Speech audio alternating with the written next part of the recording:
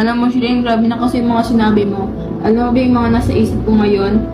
Pag kunwari may nakikita akong bata na hinahatid ng papa niya sa school, napapaisip ako paano kaya kung ako yan? Paano kaya kung ako yung hinahatid ng papa ko? Kung hinahatid ako ng mami ko, okay lang. Kaso bakit andyan ba yung mami ko? Wala eh. Nasa ibang bansa yung mami ko. Tapos alam mo ba, swerte ka nga kasi kasama mo yung buong pamilya mo sa bahay niyo eh. Kaya ako, yung tatay ko wala, tapos yung mami ko nagtatrabaho para sa amin. Tapos alam mo ba, sa umaga, ang aga-aga ng pasok namin, tapos ako lang nagre-ready ng uniform ko. Hindi na nga ako nakakakain eh, kasi minsan late na ako nakakagising. Tapos syempre, diretso pasok na yun, wala na akong time para magsaing. Kaya ako lang mag-isa sa gabi, nag-plansya ng mga uniform ko. Kasi pagka uwi ko, gumagawa agad ako ng mga assignment namin. Syempre, sobrang dami nun. Tapos nagpapatanong ako sa sarili ko na paano kaya kung may tatay ako, gagawin ko ba lahat yan?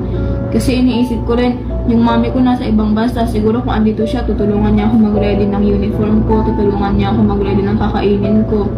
Kaya nga, lagi akong sinasabihan ng tita ko na yan na dito tumataba ako kasi sa bahay, magpayat ako kasi di ako nakakain pag pumapasok ako. Minsan nga buong araw na kasi pagka uwi ko galing school, nakakatulog na ako, wala nang time para kumain. Wala din namang time para magluto kasi nga pagod na ako sa school. Minsan galing pa kami sa practice, wala pang susundo. Tapos ang layo-layo ng bahay namin sa school, walang susundo, walang kakamusta pag uwi sa akin.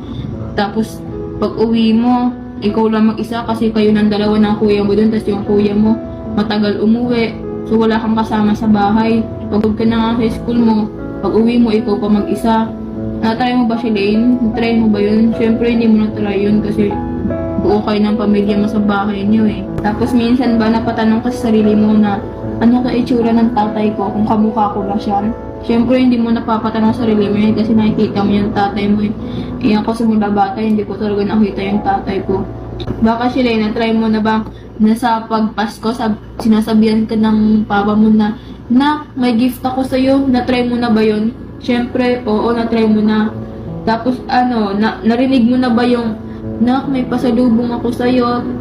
Tapos na-try mo na ba magsabi ng, "Pa, paabot ako niyan. Pa, ready mo naman yung ganto ko. Pa, lutuan mo ako ng ganto." Siyempre, na-try mo na yun kasi may papa ka.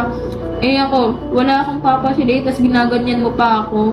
Siyempre, hindi ko pa na-try yun, pero hindi naman sa porket hindi ko na-try, ipapamukha mo na sa akin na hindi ko talaga na-try yun. Tapos isisigaw mo pa sa akin ng harap-harapan, tapos hanggang sa umalis ako, isisigaw mo pa rin yun. Shireen, hindi mo ba naisip na nasasaktan din ako?